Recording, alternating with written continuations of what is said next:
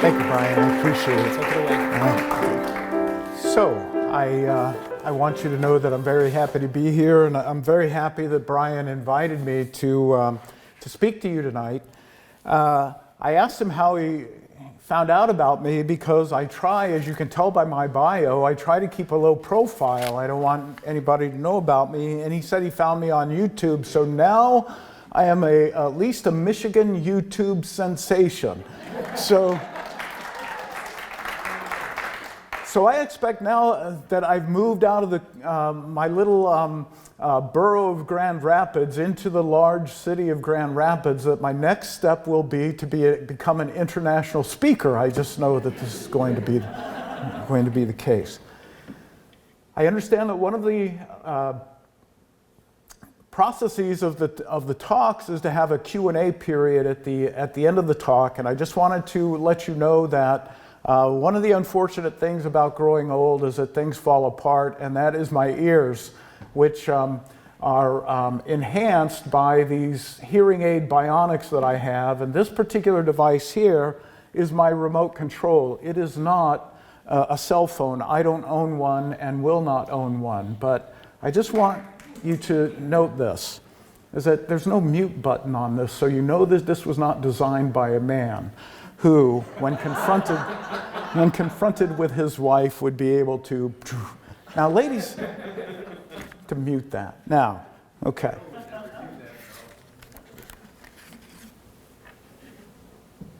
Tonight I want to talk about a blindness of spirit, reflections on a sensualist age, and that all sounds very academic. You know, if you look at the title, it's even got a colon in it. You know, I split things up.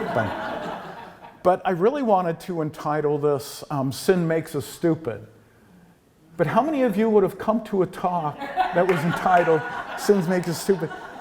You're my kind of people. Okay. All right. Now, when Brian asked me to give this talk, he was interested in.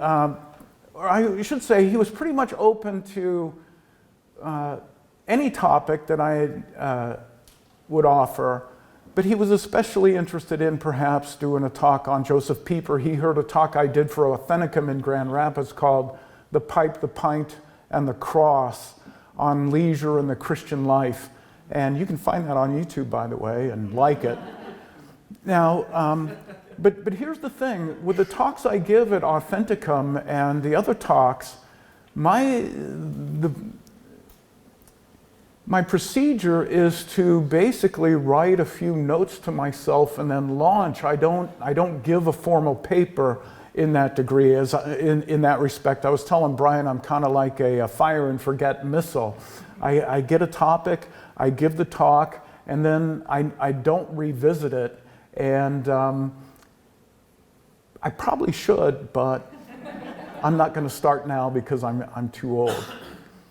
But why did I choose this topic, blindness of spirit, or sin makes us stupid? Because this marks the 50th anniversary of the encyclical Humanae Vitae, and I wanted to offer some reflections on that. As you know, Humanae Vitae in 1968 is one of the most notoriously ignored encyclicals by the faithful within the Catholic Church. Depending upon who you listen to, the Gallup survey of 2012 or the Mary Knoll Knights of Columbus survey of the same year, 82 to 83% of Catholics reject the Church's teaching on artificial contraception. Now, you might think that I'm going to talk about the encyclical and its reception or its lack thereof, but I'm really not. And you might think that I'm going to talk about sex because Catholicism, you might say, seems preoccupied with telling people what to do in and out of the bedroom. But this is not true, of course, as anyone who has read and understood Humanae Vitae knows. For the Church calls attention to the fact that men and women of faith are to be conformed by Christ in the Holy Spirit so that their entire lives express the truth of Christ's love. and men and women of good will are also called to conform their minds to the truth of God's design inscribed in nature, so that they may live lives worthy of their creaturely dignity, that is, as intelligent and free human beings. But for over 2 generations now, people's minds and hearts have been shaped by the spirit of the sexual revolution. This has given rise to a situation wherein we think that what we desire defines who we are. And if what we desire determines our identity, then anyone who is audacious enough to impede the satisfaction of our desires is seen as an enemy of our right to self-actualization or self-realization. Given this situation, it is difficult to demonstrate, even among Catholics, that the Church's so-called preoccupation with sex is really a matter of the culture's projecting its own state of mind onto the Church in order to rationalize its desire and so maintain its freedom to rebel against the divine order of things. But this rebellion is sin, and it's the source of this rebellion that I want to speak to you about tonight. The title for my talk comes from St. Thomas Aquinas' second part of the Summa, question 15, article number 3, and question 153, article number 5. Therein he says, "The firstborn daughter of lust is blindness of spirit." Now, lust itself has 8 daughters. These are thoughtlessness, inconstancy, rashness, self-love, hatred of God, love of this world, and abhorrence of a future world. But blindness of spirit is the first daughter, and it is going to be the focus of the rest of my lecture. And in addition to looking at blindness of spirit in this regard and its effects, I want to point out to you what its effects are on the spiritual life and also offer a remedy. Now, if you pay attention to statistics, and I'm going to throw a number and bore you with numbers if you don't mind. In 2013, the Quinnipiac poll polled Catholic attitudes towards abortion and same-sex marriage. Now, generally speaking, we do pretty well with regard to abortion, although not as well as I should think. But I don't want to pay attention to the numbers on abortion. I want to pay attention to the numbers about Catholic attitudes towards same-sex marriage. 56% of all respondents, it's the Quinnipiac poll says, and 60% of Catholics support so-called same-sex marriage. Even more disturbing, for me, 53% of Catholics who attend Mass weekly support same-sex marriage. Now, Mark Regnerus points out that depending upon how questions are phrased in a poll, that determines whether or not one is going to incline to seem to be a supporter of same-sex marriage. So certainly the Quinnipiac poll in its questions could have articulated the questions in such a way as to give such an indication and an inclination. But that I don't know for sure at the moment. In another poll by the Center for Applied Research in the Apostolate in 2008, Catholics were polled about their attitudes towards premarital sex. And the question was, how do you think that premarital sex is always wrong? Only 30% of Catholics, those who attend Mass weekly, said that premarital sex is always wrong. 70% of Catholics then think that fornication is not a sin. How about then just Christians in general? In a survey conducted in 2014 by Mark Regnerus, his Relationships in America survey, he polls church-going Christians. And these church-going Christians are ones who support same-sex marriage. And he was interested in trying to determine how support for same-sex marriage then impacts other issues with regard to human sexuality. Well, it comes in his survey, he notes that for those who support same-sex marriage, 33.4% of those respondents say that viewing porn is okay. That 37% of people who affirm same-sex marriage think that premarital cohabitation is okay. 33% of people who support same-sex marriage think that no strings attached sex is okay. This is the hookup culture of our college campuses. And finally, people who support same-sex marriage, of those, 39% support abortion rights. And when you think about this, and when you listen to these particular numbers, and you think about the impact that the sexual revolution has had in shaping the way that we view the nature of the human being, and that the sexual revolution has essentially given a license to lust, then you can see the impact on how lust has turned our minds away from the truths about marriage, about the role of sex in marriage, about its place within marriage alone, and so on and so forth, and has given us, in a real sense, a license to sin.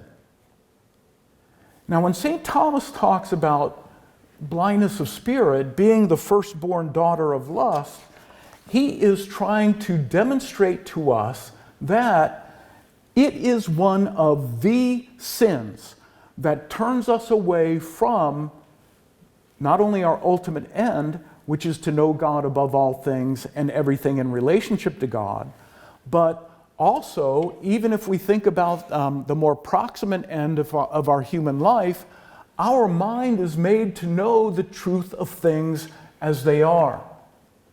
And so the crisis of lust, if you will, is ultimately a crisis of the mind's turning from the truth of things to turning truth into whatever it is I desire. A justification, in other words, of what I desire. And I want to explore this. Okay.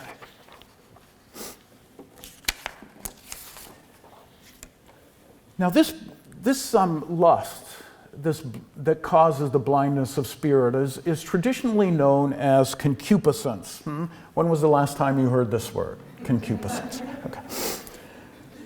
It's known as concupiscence. Now, in its widest sense, concupiscence is any yearning of the soul for the good.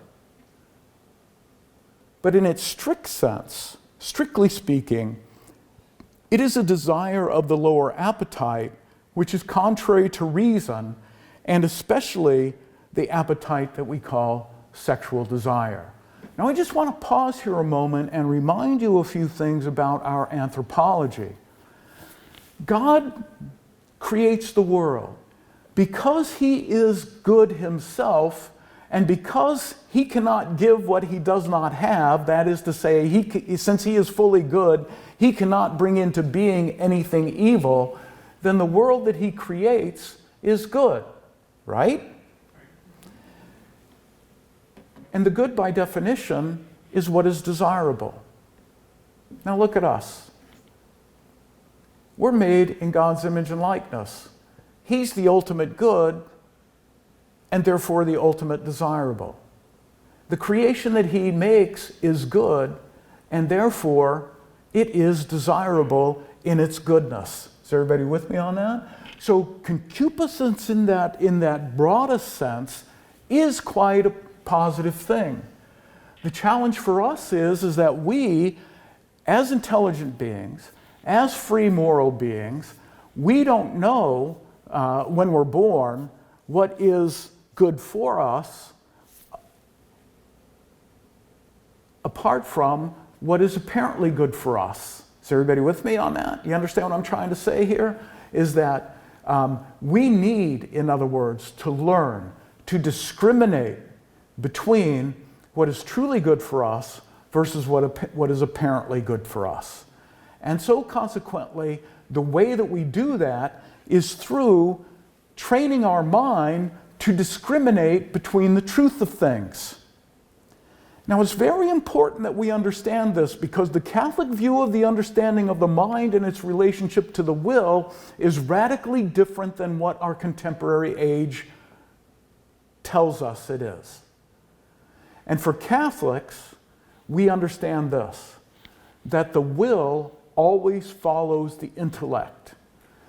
That is to say, that when it comes to knowing the good and to doing the good, we have to know the good first in order to be able to do the good that we know. Is everybody with me? Okay, good. So then, you can understand then that if lust short circuits our intellect's ability to know the good, then that is going to impact the way that we are able to recognize it and the way that we are going to be able to act within the world. So let me review with you just real briefly and in a summary way our Christian anthropology about the nature of the human being. First, we human beings are body-soul composites, right? That is to say, we are bodies and souls. Now, since the soul is the animating principle of the body, it has priority of the body insofar as that soul makes us what we are. That is, it makes us human beings. Now, because the soul is the animating principle of the body, the soul that we have is either male or female. Did you know this? It's either male or female. This is a fundamentally important insight because we Catholics understand that when God creates us at the point in which He infuses in the conceptus a human soul, that soul is either male or female because it's that soul that gives form to the body, right? In its maleness or its femaleness. This contradicts any idea, say, from Eastern religions that see the soul as basically being generic. That is to say, that the soul, through its multiple reincarnations, can take on any form of life, anything from a tomato plant, for example, to a dung beetle, depending upon how your karma plays out from your previous life. It also contradicts the idea that somehow our soul, like Jean-Paul Sartre would say, is there's no essence to it, and that essence needs to be created so that we can make ourselves whatever we want it to be. So our soul is either male or female. But at the same time, that soul that we have, according to St. Thomas, is tripartite. There are three fundamental parts to it. The first and most basic part is the nutritive dimension of soul. And that nutritive dimension of soul is manifested in certain powers, namely the conservation of life through gathering nutrients from our environment so that we can survive, and also the powers of reproduction. That is to say, like all living things, we human beings seek to preserve our life, and we also seek to project it into the future through subsequent generations in sexual reproduction. Is everybody with me on that? So in that particular regard, we human beings share everything with all other living creatures, right, in this life, from the most simple to the more complex, say, my dog Dickens. The second aspect of soul is the sensitive dimension of soul, and this is manifested by the fact that we have a variety of powers that deal with such things as increased mobility, instinctual drives, the concupiscible and the irascible appetites, and bodily memory, and things of this nature. These powers of soul we human beings share with all higher order animals, everything from, say, a fly to a gorilla. Now, St. Thomas makes an interesting point. He says this: if all human beings were souls comprised of a sensitive and a nutritive dimension of soul, then we would be nothing more than animals, and the greatest pleasures of our life would be found in the activities of eating and reproduction. So here's the first question I have for you, besides, can you hear me now? How many of you have watched Animal Planet before? What have you seen? What are the animals doing on Animal Planet? Yeah, they're either eating, right? Or they are reproducing. And when they're not doing that, they're not reading Dickens or Dostoevsky, I can tell you. They're not marching on City Hall for chickens' rights or whatever the case may be. They are sleeping, right? Now get this. If you pay attention to the way that the culture has played out over the course of the last 50 years, especially with the access, with increased access to cable television and satellite TV and the like, what have we noted? We have noted a huge increase in porn channels and food channels, which gives you an idea of what it is that our culture finds to be of ultimate importance about the nature of the human being.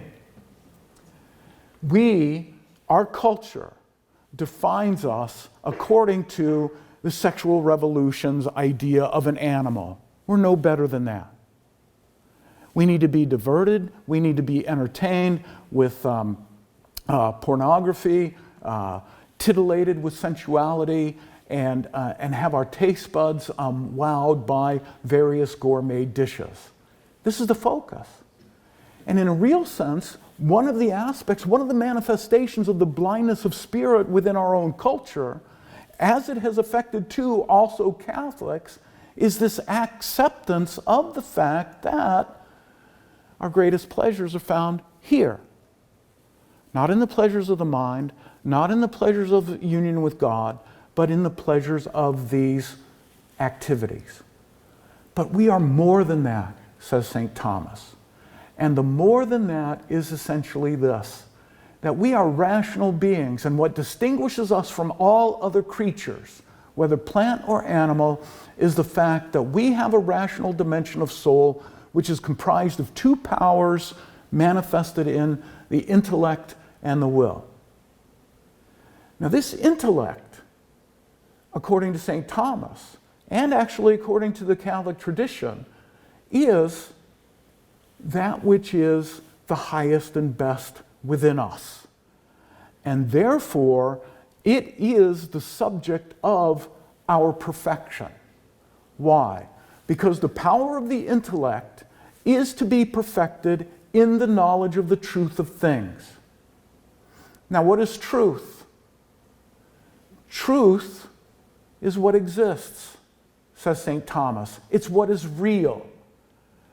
So our mind is geared towards knowing reality. And we can only know reality if we're receptive to it through our senses. Now, why do I emphasize this? Because we live in a world influenced by Marx and Freud in which we think that reality is what we construct out of our desires. Is everybody with me on that? But really, the truth must be humbly received as a gift. Now get this. So my senses are geared to knowing the truth of things, to know the truth of St. Thomas Aquinas, to know the truth of my wife, to know the truth of butterflies, and the like. Now, in my knowing these things in the world, I come to a realization that they are not the highest truth. And so my mind quite naturally seeks the ultimate truth of things, which is God.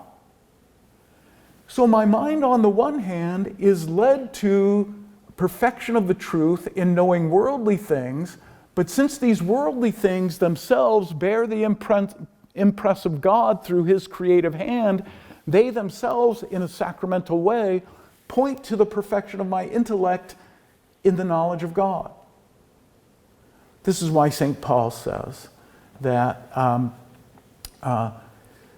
when we die, after we die and we enter into the pearly gates, then we will see God as He is. And in seeing God as He is, we will arrive at the perfection for which we were made. So knowing the truth of things in the world, and ultimately knowing the truth of God, is what our rational capacity, our intellectual life is given to us for.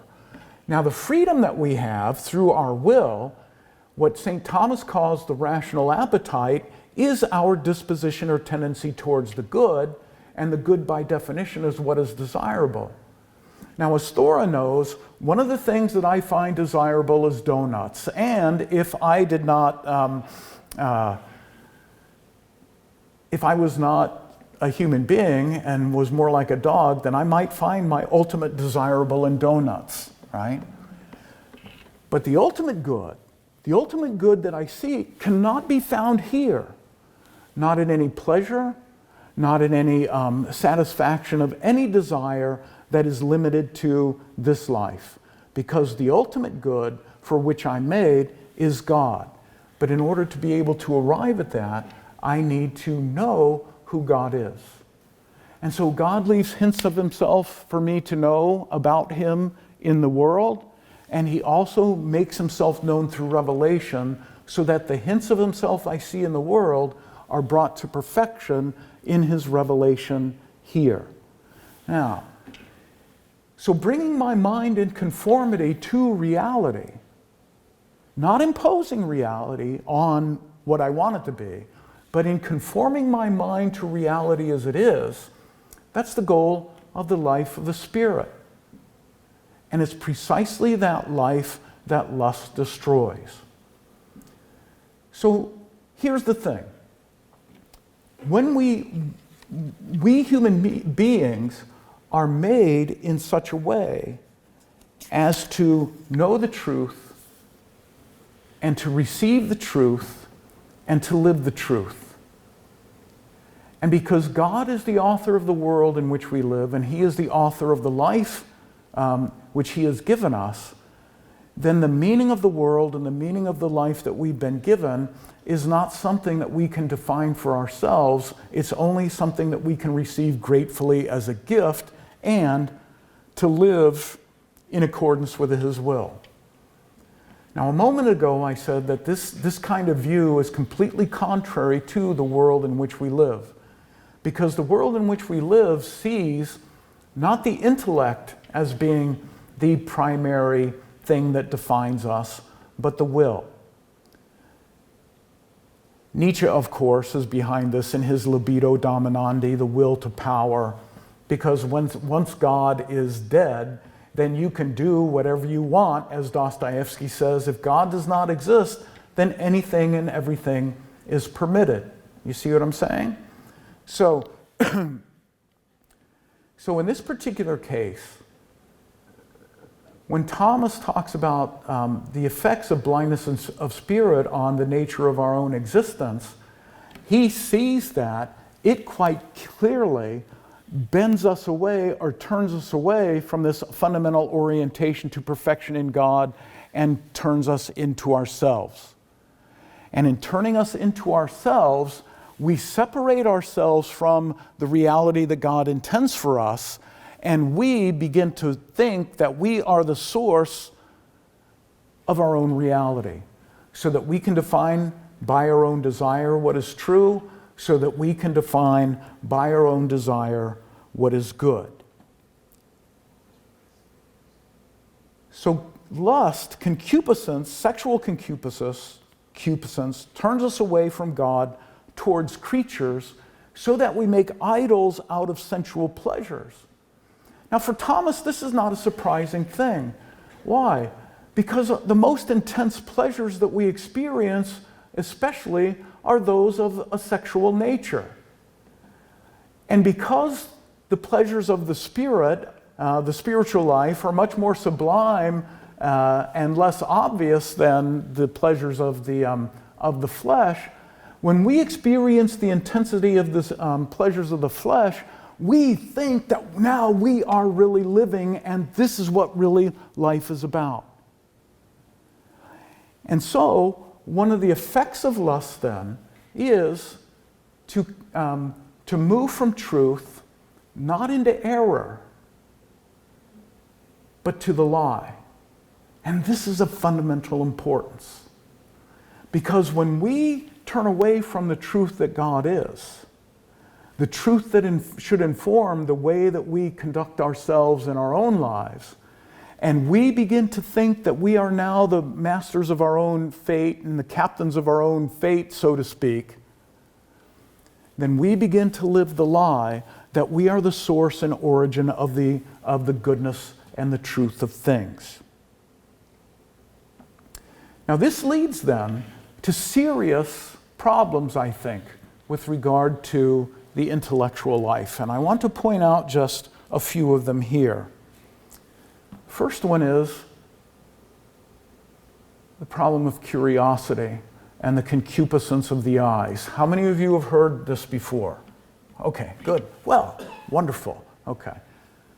So you've read St. Augustine's Confessions? Excellent. Okay. Now, first problem is with curiosity and the concupiscence of the eyes. Let me just briefly tell you what curiosity is as far as an intellectual defect, a sign that there is a crisis of the truth in a particular person. Curiosity is an intellectual vice that flits from one particular thing to another only in order to be titillated rather than come to any kind of deep abiding knowledge of the thing that one is curious about. And I'm going to illustrate this here momentarily with a quote from St. Augustine. Now this vice of curiosity is opposed to what Thomas would call the virtue of studiositas. And studiositas means primarily diligence in the pursuit of truth. And diligence in the pursuit of truth requires the discipline of the mind to tend to the truth of things as they are. Now, how many are teachers in here? How many? So you know of which I speak, right? How quickly are your students bored? How quickly are your students bored?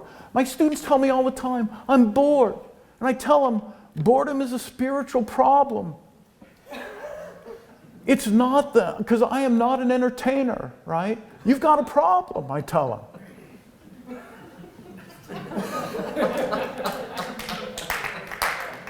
They don't like it. Obviously, you know, I'm insensitive and so on and so forth, but too bad. Boredom is a spiritual problem.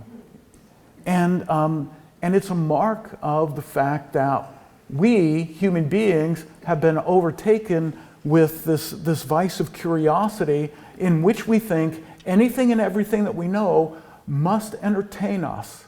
It must be a diversion rather than the diligence of study, which requires hard work, by the way, and the sweat of our, work by the sweat of our brow, in order for what we know to become a permanent part of who we are, which is not only head knowledge here, but as I'm going to demonstrate here momentarily, that it also comes out in action in right behavior with regard to the world. Does everybody understand this? Okay, so curiosity is one of the defects of, or one of the effects that lust has upon us. Now when St. Augustine talks about concupiscence of the eyes, he says that this concupiscence of the eyes exists for the sake of the pleasure of the senses, and the pleasure of the senses is linked to the deformation of the mind through the vice of curiosity. Here's his quote. This is from Book 10 of his Confessions. He said, "By this it may more evidently be discerned, wherein pleasure and wherein curiosity is the object of the senses. For pleasure seeks objects beautiful, melodious, fragrant, savory, soft. But curiosity, for trial's sake, seeks even the contraries of these, not for the sake of suffering annoyance, but out of lust of experiment and knowledge." Now, there are a couple things that I want to draw your attention to here in his, from this particular passage, right? To say that the curiosity of the eyes deals with the objects of the senses is to move from the spiritual knowledge of the intellectual life, to know truth above all things and everything in relationship to the truth, to simply know what titillates us by means of the senses, roller coasters, the faster, the better, the more dangerous, you understand what I'm saying, the more daring movies, sports that are extreme, and things of this nature. All of those deal with us then, they represent a way of diverting ourselves from ultimate concerns and the truth of things as they are. Now, with regard to curiosity, for trial's sake, seeking the contraries of the soft and the melodious and things of this nature, not out of annoyance, but of lust of experiment and knowledge, this points up the fact that curiosity itself is a type of transgression. It's a motivation for transgression.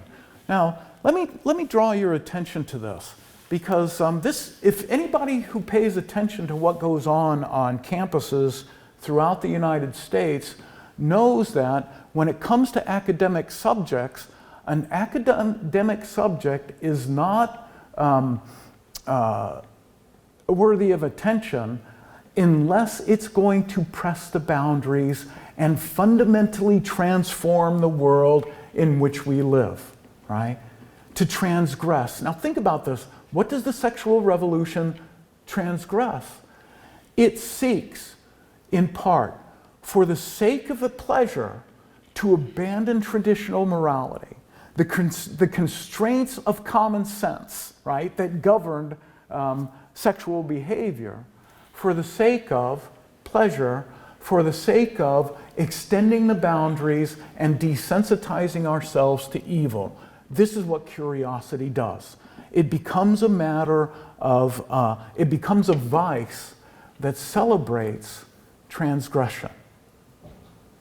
And we might say this, that curiosity becomes a vice that celebrates rebellion against reality.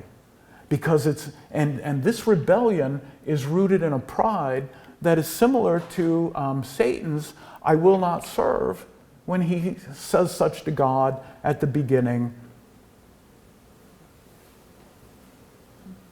Although you wouldn't talk to a sexual revolutionary today and think that the first thing that on their mind was pride. But just as the virtues are connected with one another, so too are the vices. And we know that the pride of vice is the root of lust, envy, avarice, wrath, and so on and so forth. And so they're all going to be connected, even though one's going to be manifesting itself more than the other. So that's the first effect. Curiosity, concupiscence of the eyes, the deformation of the mind, and the taking delight in, if you will, transgressing common sense, the good, and the true. The second thing that manifests itself in the deformation of the mind through concupiscence comes with what I'm going to call the ethics of sincerity. And what I mean by this is that people think that if they sincerely hold a particular idea or ideal, that this sincerity justifies the goodness or the rightness of that ideal. So if I feel passionately, my students tell me, that, for example, love is love, and it doesn't matter how much or what kind of love is, then guess what? Love is love. And that, I should say, makes it possible for us to engage in a whole range of activity without thinking, ever coming up against the idea that it's wrong. Why? Because I sincerely hold this belief. I sincerely feel that it's true. I sincerely believe that such a thing is most worthwhile. Now, in this ethics of sincerity, what happens is that the ego establishes the rule of the good and the rule of the true. And because one sincerely believes this, and this is what I've seen, and this is what I find to be quite dangerous, especially with respect to God, is that because I sincerely think that that same-sex marriage ought to be legal, then it ought to be right. Because it's only compassionate that we make it right, that we allow people to experience this love. Now here's what I see as odd, because Jesus, when you think about it, if you look at the scripture in which the woman is caught in adultery, and the Pharisees come, she ought to be stoned. Okay, we got the legalists on the one hand, and we've got the woman caught in the adultery on the other, who makes a certain lifestyle choice, right? Now, when Jesus deals with the players in this particular incident, I don't know about you, but I always have a tendency to identify myself with the Pharisees because I see myself as righteous. You understand what I'm saying? And I ignore what goes on in what he says to the woman caught in adultery. But the thing that he draws our attention to in that is that the desire on the part of the Pharisees to fulfill the command to stone the woman caught in adultery is itself a sin, right? Because they themselves have, according to human tradition rather than God's mercy, determined that this is so. But he doesn't turn then and affirm the woman caught in adultery in the sin of her adultery, does he? No, he turns to her and he says this, I don't condemn you, but go and sin no more. He doesn't affirm her in her sin.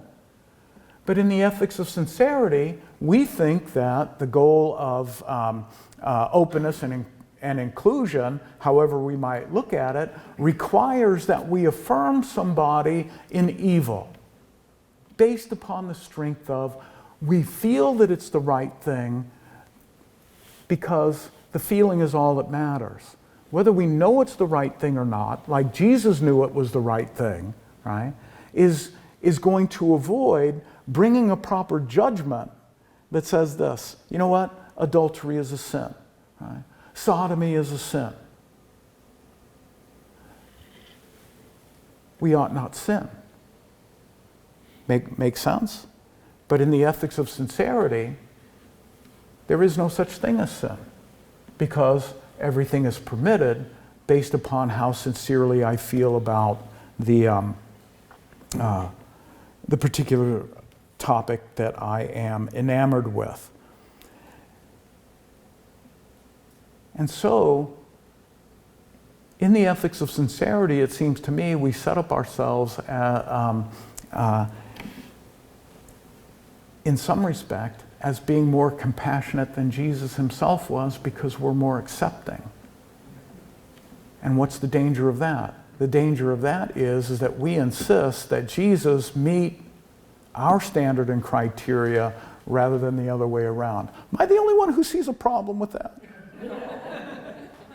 I see a problem with that.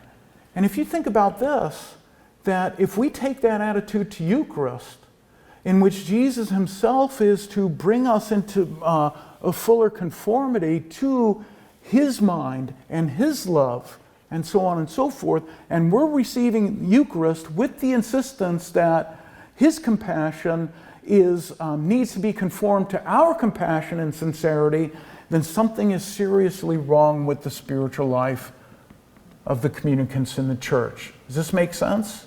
Okay. Now, third effect. And I'm going to use Greek here. I can't speak Latin, I'm going to speak Greek. When blindness of spirit results in a reversal in which ethos, that is, what we do, gives rise to logos, that is, what we think, rather than the reverse. That logos should give birth to and inform ethos, that is, what we do. Now, why is this important? Why do I point this out? It's because of this. It's because when you're blind to the truth of the reality of things and you're turned away from that, that gives priority to the will to create its own reality. And to create its own reality means that we create the reasons, the rationale, we justify our own sinfulness, our own behavior in light of what we do. And this is precisely backwards. When it comes down to it, what we do, we as Catholics, our charity should be informed by faith, what it is we believe. And what we believe is bestowed upon us by the Spirit through Christ, who is the source of everything that is, who endowed meaning to everything that he created, who invites us to enjoy that and to affirm it and to act properly with regard to it in the light of that truth. Does this make sense? So things are reversed. Blindness of spirit reverses things. The last thing that I want to draw your attention to with regard to effects of the blindness of spirit is that the lie becomes the truth. Now, I mentioned before, and I see this all the time, and I find this to be pretty disturbing. Because when I say that the lie becomes the truth, and I've actually seen this in, it comes out in slogans, what Jacques Barzun called in his book House of Intellect in 1959, he called them thought cliches. And thought cliches are these sayings that evoke appropriate sentiments but lack any intelligible content. So in other words, the lie can become the truth because we've actually turned off our mind through the use of these thought cliches in order to avoid confronting and knowing what the truth is. So let me give you an example of this, and because I've already used the thought cliche, love is love. How many of you have heard this? Love is love. Okay. So I'm told by the tradition that love is to will the good of the other for his or her own sake. This is exactly the kind of love that God bestows on us. This is the love that spouses have for one another, and so on and so forth. That we, especially spouses and friends, excuse me, will actually forego our own good for the sake of the good of the other. That's what love is.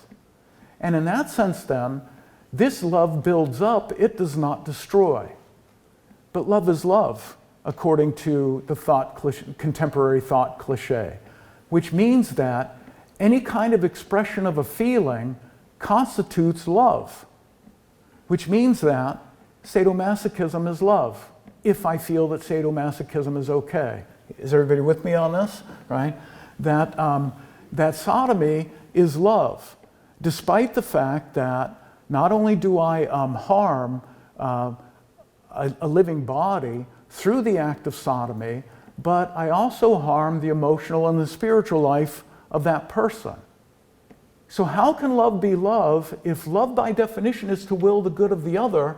Then how can love be at the same time destructive of the other? This is a serious problem. And yet, it's one of the effects of blindness of spirit.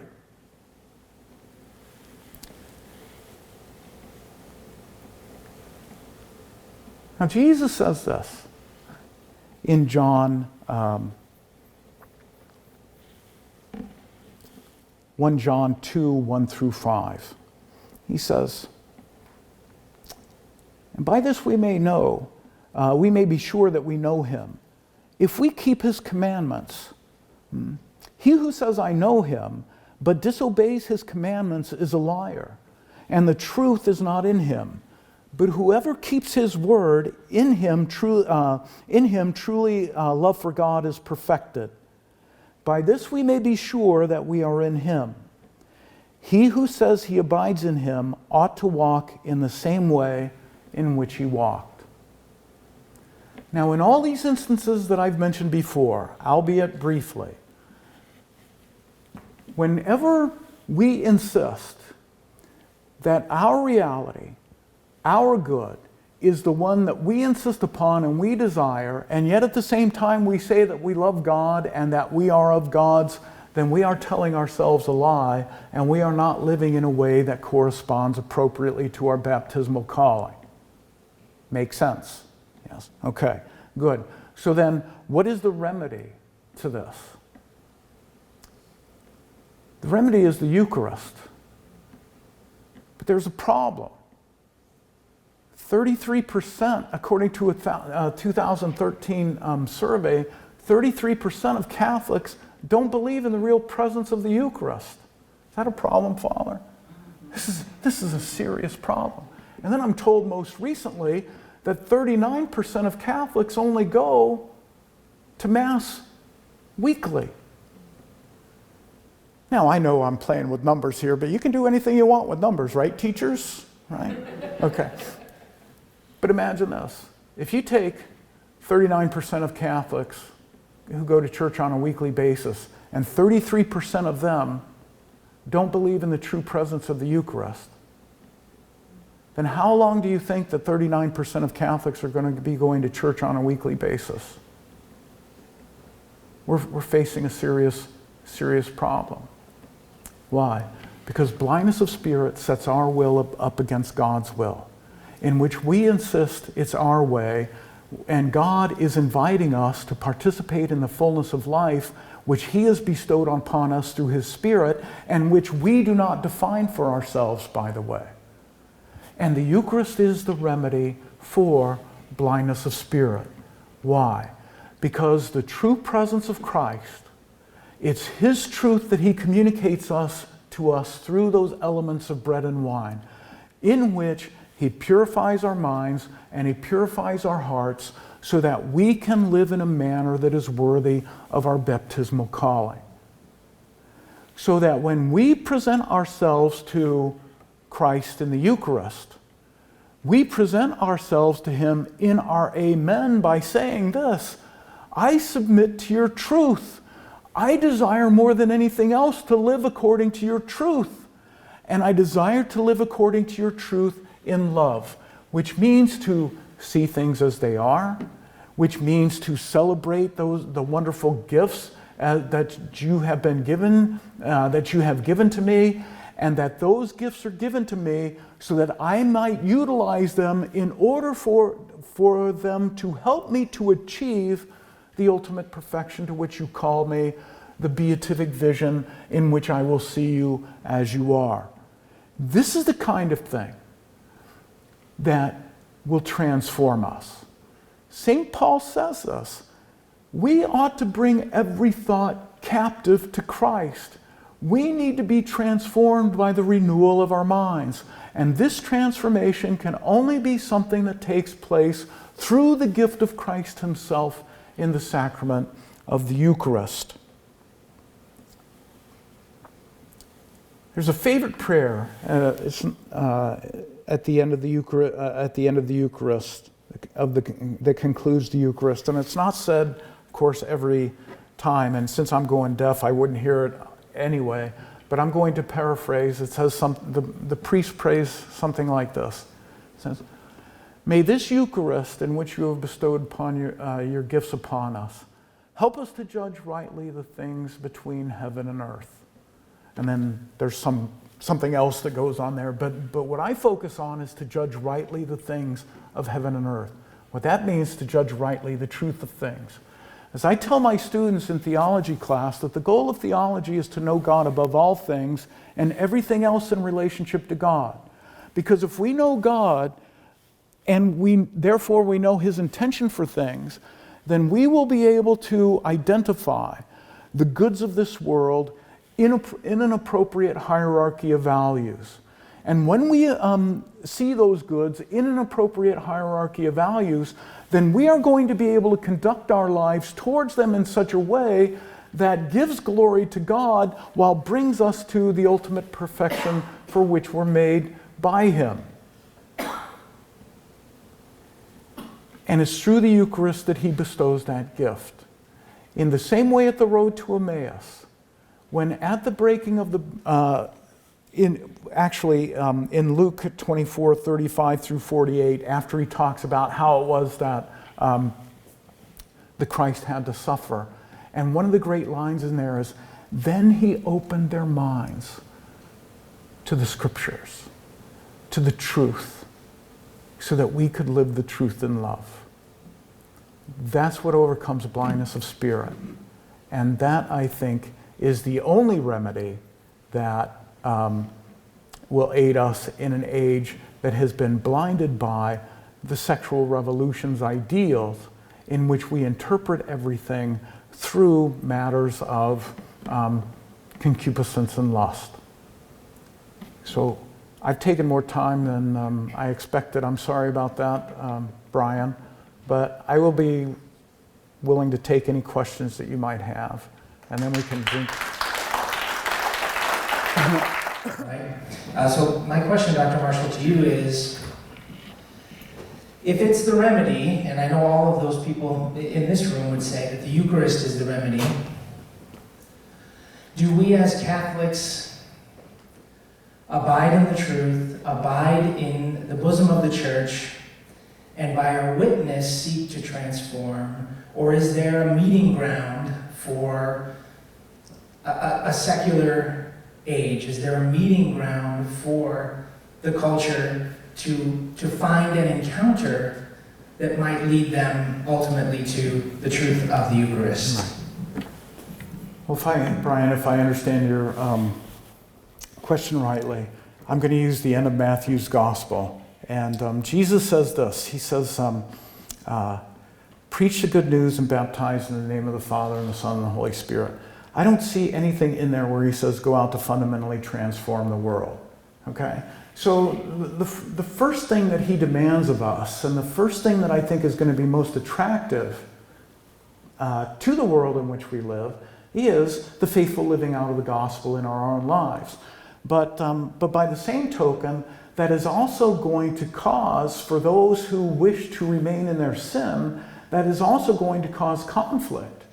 Now, here's the problem that I've seen, is that we don't want to, and when I say we, I mean Catholics, and I could point the finger at me, is that, I don't want to be a source of conflict.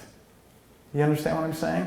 Because that means that I would have to take slings and arrows. And I don't want to take slings and arrows. And so I have a tendency to perhaps back off and allow the civilizational arena to be empty of the witness. And this is not a good thing. I think Christians need to be a little bit more, I don't want to say in your face, but they do need to be firm in this, in testifying to the beauty of the faith on the one hand, and demonstrating through the beauty of the faith that our lives are not our own to do with as we will. So I can't redefine marriage. I cannot make a vice a virtue. I can't do any of these kinds of things. And some will find that attractive because they're hungry for that. Others, because they're stubborn in their sin, are going to throw slings and arrows at you. But I don't see how you cannot do that. As long as we're salt, leaven, and light, that's the goal, salt, leaven, and light, then we're going to have to put ourselves in those situations wherein we're going to have negative responses to that. You can't help it. What I find to be problematic is the more we try to mitigate the witness by making it seem that Christianity is so compatible with secularism, then it destroys the witness altogether. And actually, we lose our savor.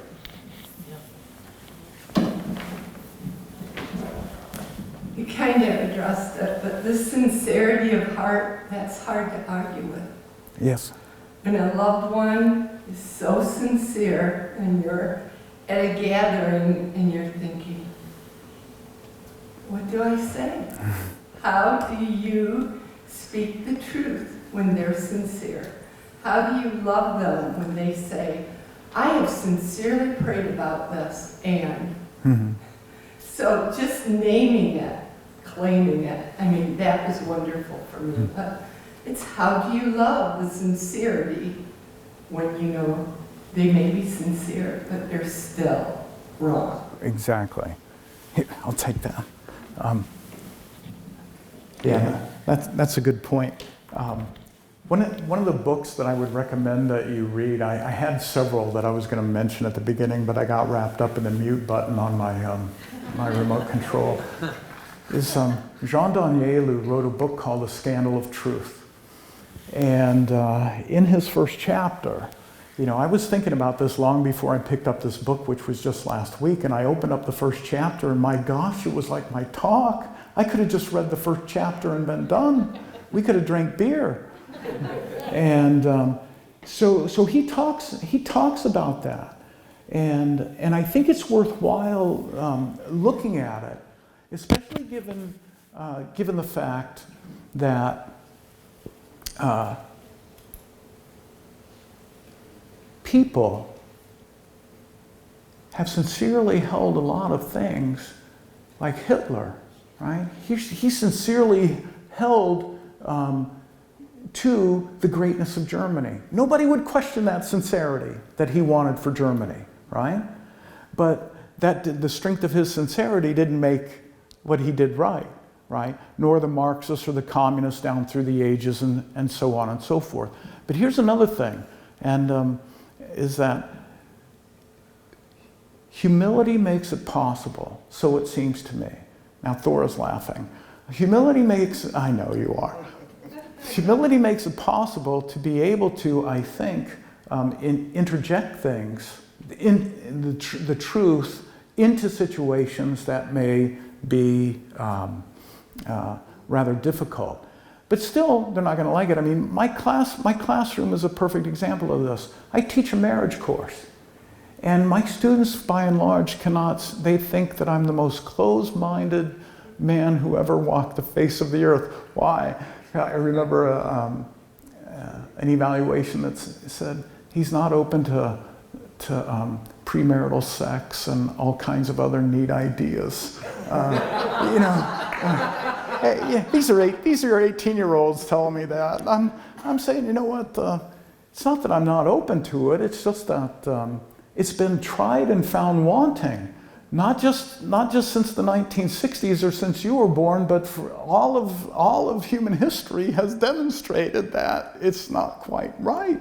Why aren't we humble enough to recognize that the experience of the entire human race is worthwhile in helping us evaluate the nature of the good of things? You understand what I'm saying? But my students think that if it didn't happen within the last 20 years, then it didn't happen. And it's not worthwhile, so they have to reinvent everything because they're constructing their world for themselves, and they've got no time to listen to geezers like myself when it comes down to it, unfortunately.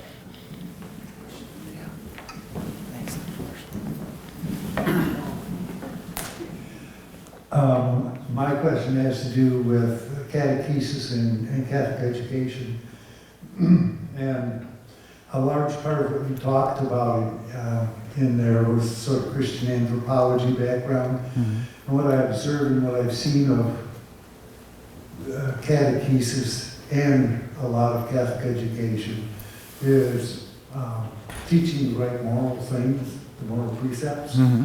but not teaching the Christian anthropology. Mm-hmm. So my question is, do you think the teaching of Christian anthropology, specifically of Thomistic, plays an important role in being able to engage in that public arena you described?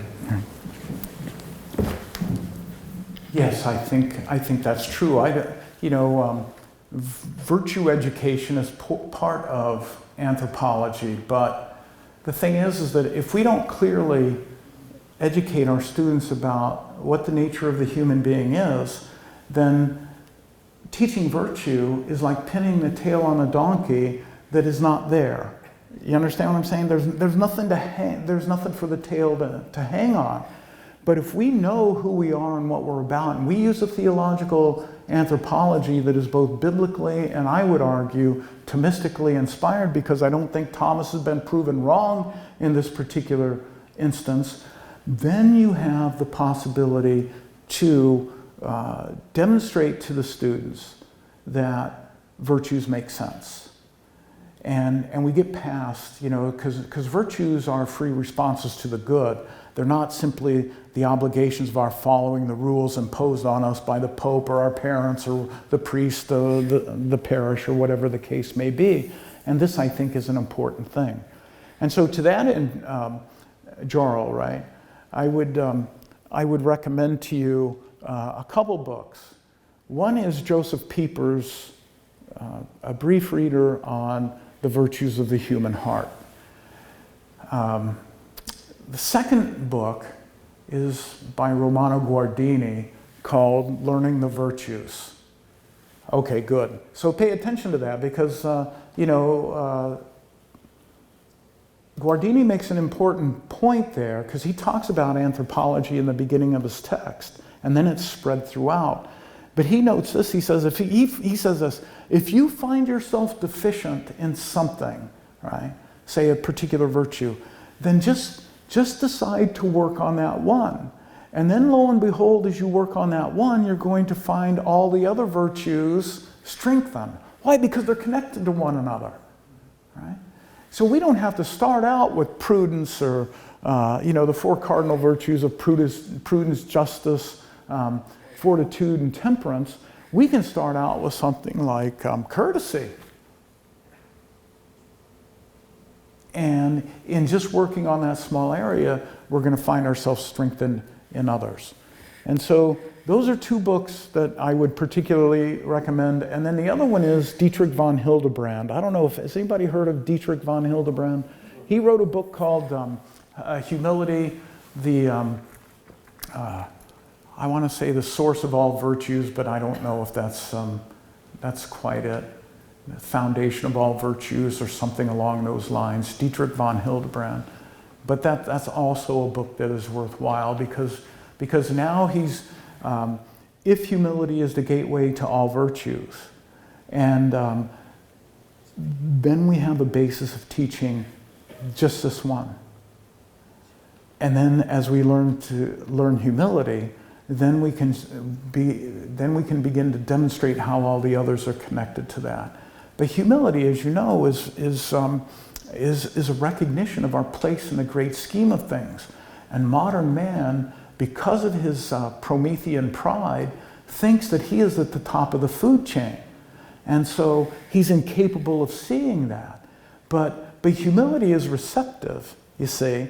And just like the way that we know is receptive, there's nothing in our mind that isn't first in our senses, so I have to be attentive to reality in order to be able to not only know it, but know myself and know where I fit in the great scheme of things. So, I hope that helps. Let's take our last question. Make it a good one. Good All right. Now you're making him sweat. One good one, I hope.